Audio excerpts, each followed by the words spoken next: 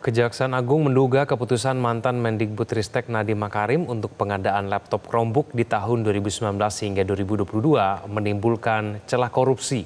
Pasalnya rekomendasi teknis internal dan jam datun untuk penggunaan sistem operasi Windows tak diindahkan dan justru memilih laptop Chromebook.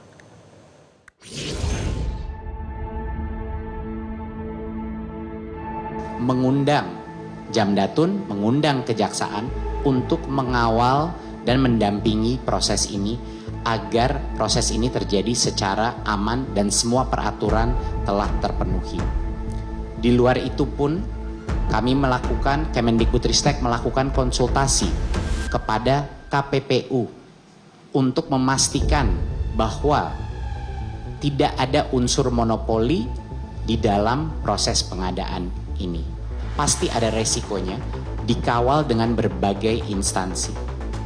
Jadi itu adalah hal yang ingin saya utarakan. Inilah salah satu alasan kenapa saya juga terkejut waktu mengetahui berita ini. Kejaksaan Agung tak menampik keterlibatan Jaksa Agung Muda bidang tata usaha negara dalam proyek pengadaan laptop di Kemendikbudristek tahun anggaran 2019 hingga 2022. Namun rekomendasi hukum agar proses pengadaan dijalankan sesuai mekanisme hukum justru tak sepenuhnya diikuti. Tim teknis internal Kemendikbudristek sebenarnya menyarankan penggunaan sistem operasi Windows untuk kebutuhan laptop pengajaran di sekolah.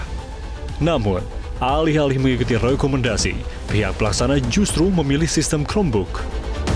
Salah yang kedua adalah mematuhi peraturan perundang-undangan yang ada, kan berarti kan tidak memenuhi prinsip kehati-hatian dalam melaksanakan pekerjaan. Oke, saya akan ke Mas Karena Yudi. Sudah ada analisis sebelumnya kan, bahwa yang memang pas adalah Windows. Chrome dianggap tidak efektif berdasarkan evaluasi Pustekim tahun 2018 dan 2019. Senada dengan Komisi Kejaksaan, mantan penyidik KPK Yudi Purnomo menduga permufakitan jahat terjadi di hulu proses pengadaan proyek laptop tersebut. Apalagi, hasil uji petik terhadap 1.000 laptop Chromebook yang dilakukan tahun sebelumnya dinyatakan tak efektif.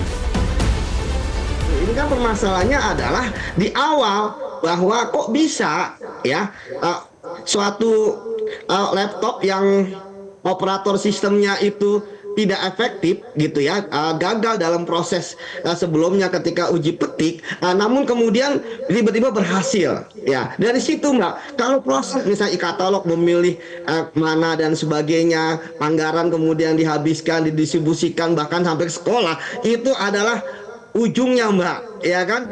Artinya itu adalah hilirnya. Permasalahan sekarang adalah di hulunya. Mengapa bisa 1.000 udah diuji, ya kan? Kemudian saya nggak tahu udah berapa puluh ribu mungkin ya 9 triliun itu kemudian kan berhasil. Nah ini yang menarik. Siapa yang sebenarnya perusahaan-perusahaan mana yang mempunyai laptop ini? Apakah laptop ini diproduksi sebelum ada proses pengadaan, saat pengadaan, atau setelah ada proses pengadaan? Kejaksaan Agung sendiri enggan berpolemik menanggapi bantahan mantan Mendikbudristek Nadiem Makarim. Penyidik Jampitsus tengah fokus mendalami peran 3 staf sus dan membuktikan tindak pidana korupsi dalam perkara itu. Penyidik hanya akan melakukan penilaian terhadap fakta-fakta hukum ya yang diperoleh dari keterangan-keterangan, dari alat-alat bukti ya. Jadi bukan karena katanya ya, itu tidak boleh ya. Kami profesional dalam menjalankan tugas ini ya, dan apapun pendapat yang ada di publik, saya sudah sampaikan kami menghargai itu. Tetapi pada akhirnya nanti bahwa semua pandangan itu, pendapat itu, semua kepada keterangan-keterangan itu ya nanti didasarkan pada keterangan-keterangan dalam berita acara pemeriksaan. Yang jelas, kasus dugaan korupsi program digitalisasi pendidikan pada pengadaan laptop Chromebook senilai 9,9 triliun rupiah itu telah ditingkatkan statusnya ke tahap penyidikan. Artinya, penyidik telah menemukan bukti permulaan yang cukup adanya tindak pidana dalam kasus itu. Tim Liputan Metro TV. Jelajahi cara baru mendapatkan informasi. Download Metro TV Extend sekarang.